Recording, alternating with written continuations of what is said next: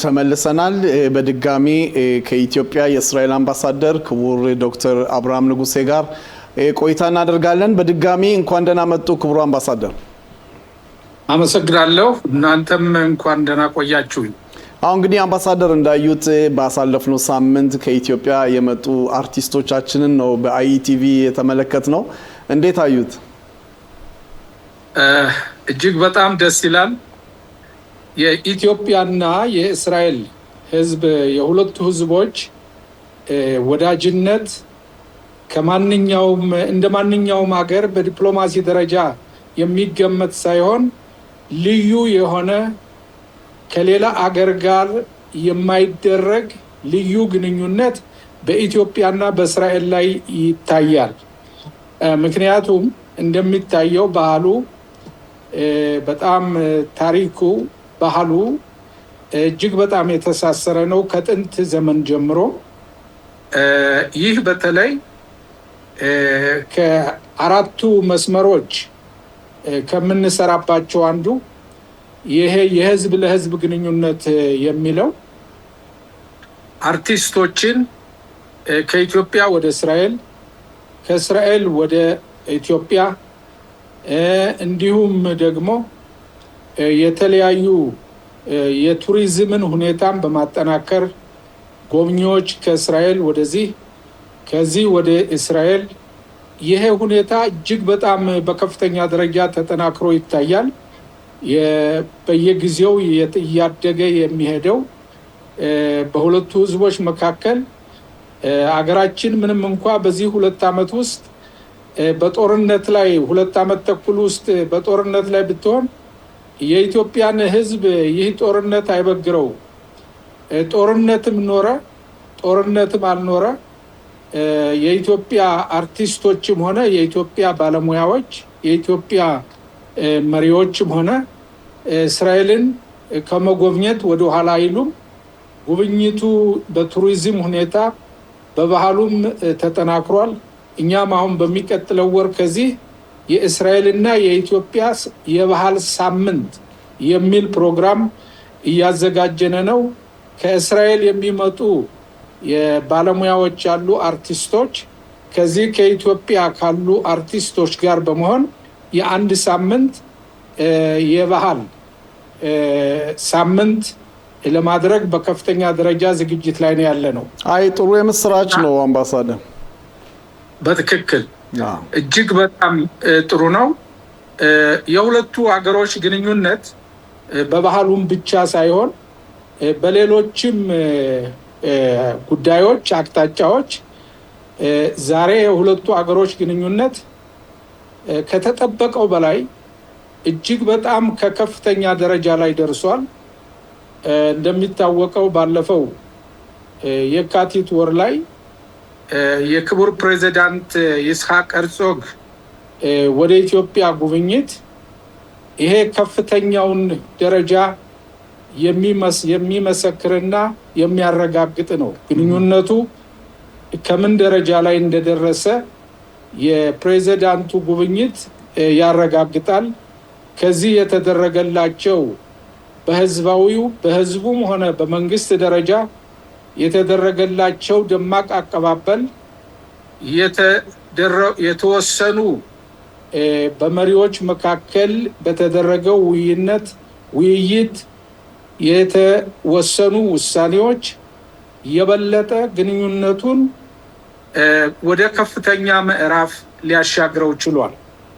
ዛሬ ኢትዮጵያና እስራኤል ከወዳጅነት ወደ አጋርነት ደረጃ ላይ ተላልፈው ማንም በብዙ አውታር ተገድበው የነበሩም በተለያየ ምክንያት መስመሮች ሁሉ ተከፍተው ዛሬ ያለምንም ገደብ በመከላከያው፣ በደህንነቱ፣ በምጣኔ ሀብቱ፣ በኢኮኖሚው፣ በግብርናው፣ በጤናው፣ በፈጠራውና በኢኖቬሽን እና ቴክኖሎጂ በዲጂታሉ ሲስተም በዚህ ሁሉ ከፍተኛ እስራኤል ያላትን ልምድ ከኢትዮጵያ ጋር በመካፈል በመለዋወጥ ዛሬ በአፍሪካ ቀንድ ውስጥ በቀይ ባህር ዙሪያ ቁርጠኛ ወዳጅና ታማኝ ለእስራኤል ኢትዮጵያ ናት። ለኢትዮጵያ ደግሞ ከመካከለኛው ምስራቅ ቁርጠኛና ታማኟ ወዳጅ እስራኤል ናት። ስለዚህ የሁለቱ ግንኙነት ለሁለቱ ህዝቦች እድገትና ብልጽግና ሁለቱ መንግስታት በመተባበር እና በመናበብ በዓለም አቀፍም መድረክ በዲፕሎማሲው ደረጃ ዛሬ ኢትዮጵያ በዓለም አቀፍ የዲፕሎማሲ መድረክ ውስጥ የኢትዮጵያ ስም ገኖ ነው የሚታየው። ኢትዮጵያና እስራኤልም ደግሞ ሁለቱ ተናበውና ተረዳድተው የሚሰሩ ሁለት አገሮች ናቸው።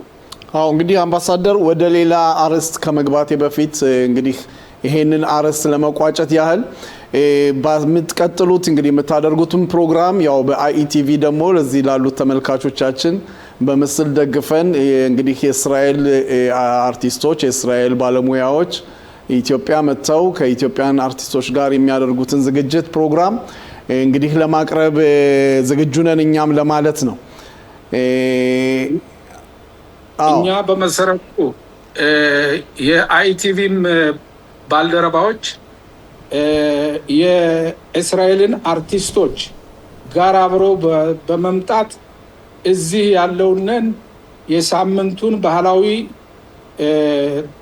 ትርኢት የሚደረገውንን ባህላዊ ልውውጥ እና የእስራኤልም የአርቲስቶች የሚያቀርቡትን የኢትዮጵያም አርቲስቶች የሚያቀርቡትን በጋራም የሚያቀርቡትን ይሄንንም ደግሞ ቀርጻችሁ በእስራኤል ሀገር ለሚገኘው ህዝብ ብታሳትፉት በቀጥታ ስርጭትም ሆነ በዶኩሜንት ብታቀርቡት እኛ ግብዣችን እንጋብዛችኋለን። በእውነት ግብዣውን ተቀብለናል አምባሳደር። እሺ በጣም ጥሩ። እንግዲህ ወደ ሌላ ጥያቄ ስገባ አምባሳደር ባሳለፍነው ሳምንት ሶማሌላንድ በእስራኤል ሀገር ውስጥ ኤምባሲዋን ከፍታለች። ያው በሶማሌላንድም እስራኤል ኤምባሲዋን ከፍታለች። ይሄንን በዲፕሎማሲ መልክ እንዴት ያዩታል? አዎ ሌላው በዚህ አንድ አመት ተኩል ውስጥ ያገኘ ነው አንድ ትልቅ የዲፕሎማሲ ስኬታና ውጤት የሶማሌላንድን እውቅና መስጠት ነው። እስራኤል ዓለም የፈራውን ዓለም የተጠራጠረውን እስራኤል ግን መጀመሪያ በመሆን የሶማሌላንድ ህዝቦች ራሳቸውን በራሳቸው የመወሰንና የራሳቸው መንግስትና ሉዓላዊነት ያስፈልጋቸዋል በማለት እስራኤል የዓለምን ነቀፌታ ሳይበግራት ለሶማሌላንድ ህዝቦች እውቅናን ሰጥታለች። ይሄም እውቅና ደግሞ ወደ ተግባርነት ተቀይሮ ዛሬ ሁለቱም ሀገሮች የራሳቸውን ኤምባሲ ከፍተዋል። የእስራኤል የሶማሌላንድ ኤምባሲ ኢየሩሳሌም ላይ ተከፍቷል። አምባሳደሩም ስልጣናቸውን በክቡር ፕሬዚዳንት ሄርጾግ በኩል ተቀብለዋል። የእስራኤልም አምባሳደር ተወስኗል።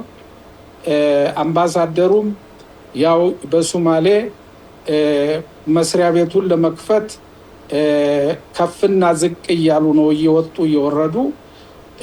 በእውነቱ የእኛ አምባሲም በዚህ ሁኔታ ላይ ቀደም ሲል ለሶማሌላንድ ወደ እስራኤል ለሚጓዙም ማንኛውንም ሁኔታ ስናካሄደው የቆየን ስለሆነ አሁንም ደግሞ አምባሳደሩን ጎጆ ለማውጣት ከፍተኛ ትብብር እያደረግን ነው።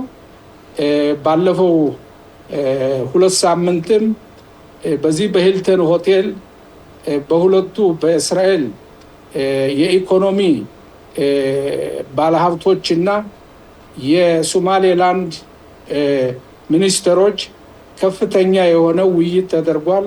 ኤምባሲያችንም በዚህ ሁኔታ ላይ አብሮ ተገኝቷል። ስለዚህ ከኢትዮጵያ ቀጥላ አሁን የእስራኤል ወዳጅ በቀይ ባህር ድንበር በዚህ በአፍሪካ ቀንድ ሶማሌላንድ ትገኛለች።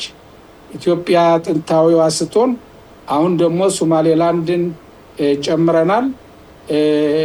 ሌሎችም አሉ፣ ግን ለግንኙነቱ ደረጃ ስለምሰጠው ነው። ኦኬ። ሌላው አምባሳደር እንግዲህ ያለንበት ሰዓት በእስራኤል ያው በሊባኖስም በጋዛም በኢራንም የተኩስ አቁም ስምምነት ውስጥ ነው ያለነውና የአፍሪካ ሀገራት ይህን ጦርነት ባስመለከተ አመለካከታቸው እንዴት ነው? እንዴትስ እርሶ ያዩታል በዚህ ጉዳይ ላይ?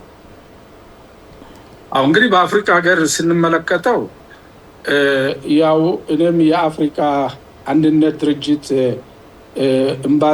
አምባሳደርም እንደመሆነ መጠን በአፍሪካ ሀገራት መካከል ሁሉም የአፍሪካ የ55 ሀገሮች ወኪሎች እዚህ አዲስ አበባ ውስጥ ነው የሚገኙት ኤምባሲዎቻቸው። ከዚያም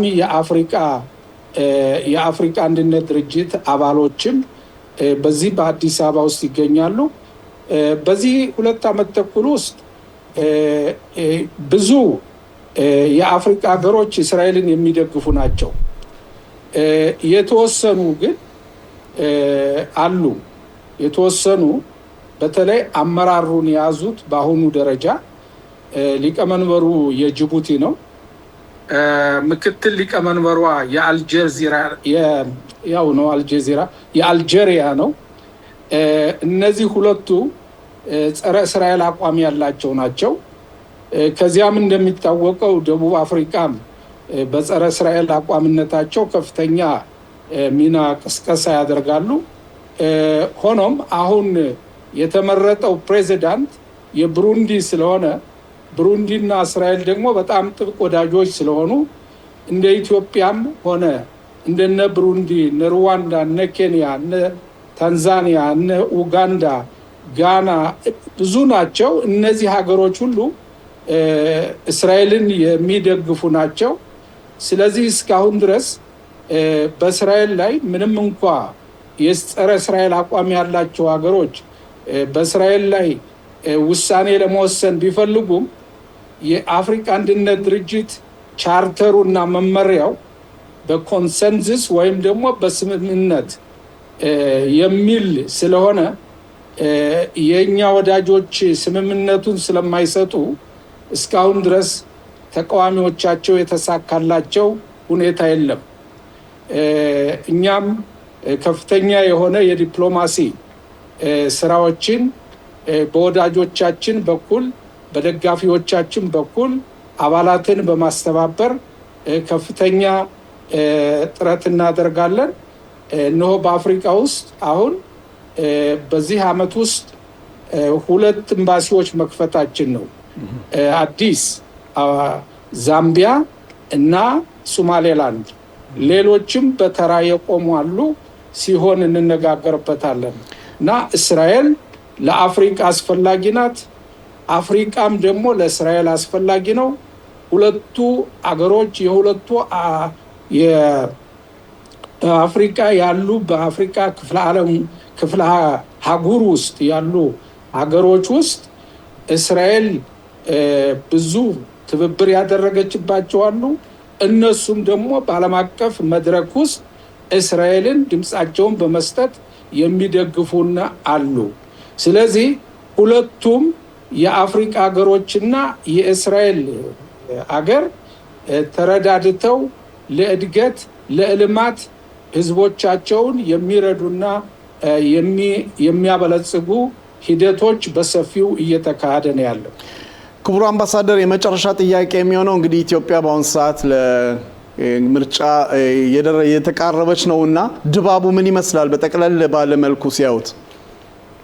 አዎ እንግዲህ የምርጫው ድባብ በእውነቱ በዜና እንደምንከታተለው በመገናኛ መንገዶች እንደምንከታተለው በእውነቱ ኢትዮጵያውያን የዲሞክራሲ መብታቸውን ለመጠቀም ሁሉም የምርጫውን ቀን ተዘጋጅተው በመጠባበቅ ላይ እንዳሉ፣ የተለያዩ ተወዳዳሪ ፓርቲዎች አጀንዳቸውን፣ አላማቸውን፣ ፕሮግራማቸውን በአገሪቱ ውስጥ ባሉት መገናኛ መንገዶች ለህዝቡ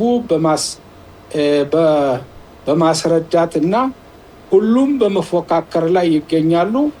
እንግዲህ የቀኑ ቀን ህዝቡ የዲሞክራሲ መብቱን ተጠቅሞ ይጠቅመኛል፣ ብልጽግናንና በረከትን ልማትን ለሀገሪቱ ደህንነት ያስፈልጋል ብለው የሚሉትን ለመምረጥ ህዝቡ እንደተዘጋጀ ባሉት የመገናኛ መንገዶች መረዳት ችያለሁ። አምባሳደር እንግዲህ ለህብረተሰባችን እስራኤል ሀገር ለሚኖሩት የሚያስተላልፉት መልእክት ካለ እሱን እንነጋገርና በዚህ እንቋጫለን። አዎ በእውነቱ በእስራኤል ሀገር ላለው ወገኔ የምለው ኢትዮጵያ ዛሬ ተለውጣለች። በኢትዮጵያ ትልቅ ለውጥ አለ። ባለፈው ሳምንት የውጭ ጉዳይ ሚኒስቴር ያደራጀው ከ80 ያላነሱ አምባሳደሮች በኢንዱስትሪያል ፓርክ ጉብኝት ኢትዮጵያ ከውጭ ለሚመጡ ባለሀብቶች በኢትዮጵያ ውስጥ ኢንቨስት ማድረግ እንዲችሉ በመንግስት ደረጃ የተዘጋጁ ብዙ የኢንዱስትሪያል ፓርኮች እጅግ በጣም በሚያስደንቅ ሁኔታ ተገንብተዋል። እነዚህ ደግሞ ምንድነው? ኑ በኢትዮጵያ ኢንቨስት አድርጉ፣ በፈለጋችሁት መንገድ ሁሉ ተከፍቷል። ከአፍሪካ የመጀመሪያ የሆነው የአርቲፊሻል ኢንተለጀንት ዩኒቨርሲቲ እየተገነባ ተገንብቶ አሁን በመዘጋጀት ላይ ነው ያየሁትኝ። ብዙ ኢንዱስትሪዎች ዛሬ በዲጂታል ሁኔታ በጣም ኢትዮጵያ ተስፋፍታለች። በሁሉም በግብርናውም አመች ሁኔታዎች ስለተፈጠሩ ኢትዮጵያ ተለውጣለች። የኢትዮጵያ ብዙ ወደ ኢትዮጵያ መጥተው ኢንቨስት ማድረግ እጅግ በጣም የሚያዋጣ ስለሆነ ማንኛውም በተለይ ወጣቱ ትውልድ ዘመኑን ዕውቀት በኢኖቬሽን እና በቴክኖሎጂ የእስራኤልን ዕውቀት የገነባው ወጣቱ ወደ ኢትዮጵያ በመምጣት ብዙ ማትረፍ እንደሚቻል ኢትዮጵያንም መገንባት ነው፣ ራስንም መገንባት ይሆናል ማለት ነው። እስራኤልንም መገንባት ይሆናል ማለት ነው። ሁለቱን ሀገሮች ማጠናከር ይሆናል ማለት ነውና ኢትዮጵያ ተቀይራለች። ኑ ጎብኙ፣ የንግድ አውታርም ኑ ክፈቱ። በእውቀትም ልውውጥ እጅግ በጣም ያስፈልጋል እላለሁ ለወገኔ። እንግዲህ በእውነት በኢትዮጵያ የእስራኤል አምባሳደር ክቡር አምባሳደር ዶክተር አብርሃም ንጉሴ ስለነበረን ቆይታ በጣም አመሰግናለሁ። መልካም የሥራ ዘመን ይሁንልዎት። አመሰግናለሁ። መልካም ቀን።